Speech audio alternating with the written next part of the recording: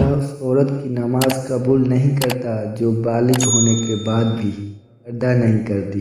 حضرت علی علیہ السلام نے فرمایا کہ کچھ چیزوں کی شکایت کبھی نہ کرو، اپنی قسمت کی، اولاد کے سامنے اپنے بڑوں کی، اپنا ذاتی مکان ہوتے ہوئے اس کی تنگی کی، بھول کر بھی اپنے ماں باپ یا اپنے استاد کی، غیر کے سامنے اپنے دوست کی، رخصت کرنے کے بعد اپنے مہمان کی۔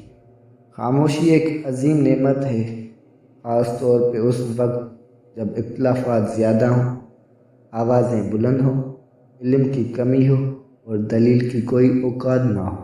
زندگی کے 3 اصول بنا لو۔ اس سے ضرور معافی مانگو جسے تم چاہتے ہو، اسے کبھی مت چھوڑو جو تمہیں چاہتا ہے، اس سے بھی کچھ نہ چھپاؤ جو تم پر اعتبار کرتا ہے۔ طبیعت کی نرمی اور سخاوت انسان کو دشمنوں کے دلوں میں بھی محبوب بنا دیتی ہے۔ کسی انسان کی محبت پانا چاہتے ہو تو اس کو بتا دو کہ زندگی موقع کم اور دھوکہ زیادہ دیتی ہے۔